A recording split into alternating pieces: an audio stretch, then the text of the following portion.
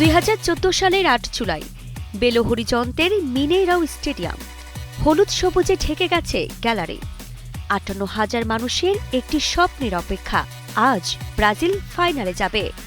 কিন্তু কেউ জানত না সেদিন ফুটবল ইতিহাসে সবচেয়ে ভয়ঙ্কর রাত অপেক্ষা করছে ব্রাজিলের জন্য। ম্যাচ শুরু হলো। এরপর ম্যাচের 11 মিনিটে থমাস মুলারের গোল 0-1।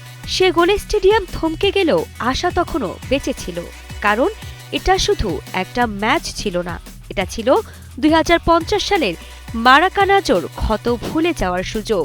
তারপরই শুরু হলো যেন এক দুঃস্বপ্ন। 23 মিনিটে ক্লোজে, 24 মিনিটে ক্রুজ, 26 মিনিটে আবারও ক্রুজ, এরপর 29 মিনিটে খেদিরা। মাত্র 6 মিনিটে ব্রাজিল খেল 4 গোল। স্কোরবোর্ডের ব্যবধান তখন 5-0, যা ফুটবল ইতিহাসে সবচেয়ে ভয়ঙ্কর 6 মিনিট। তখন গ্যালারির চিত্র এমন ছিল, ব্রাজিলিয়ানরা কেউ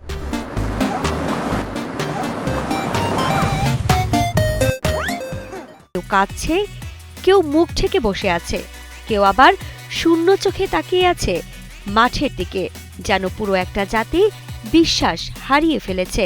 আর ব্রাজিলের খেলোয়াড়রা, তারা যেন বুঝতেই পারছিল না কিভাবে সবকিছু এত দ্রুত শেষ হয়ে গেল।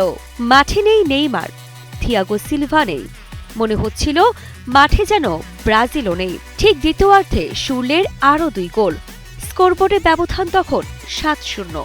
শেষ দিকে ব্রাজিলের অস্কারের সেই সান্ত্বনার গোল 7-1। কিন্তু সেই গোলে কোনো আনন্দ ছিল না, ছিল শুধু ভাঙা হৃদয়ের শব্দ।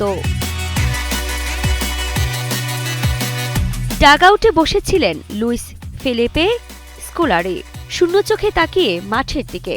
পরে তিনি বলেছিলেন, সেদিন আমাদের কোনো কল্পনাই কাজ করেনি, সবকিছু ভুল ছিল। সেদিন জার্মানি শুধু একটা ম্যাচ জেতেনি, তারা ভেঙে দিয়েছিল অজেয় ব্রাজিল নামের মিথ। ব্রাজিলিয়ানরা আজও সে রাতকে ডাকে। আরিফা জাহান বিনন, কালের কণ্ঠস্বর।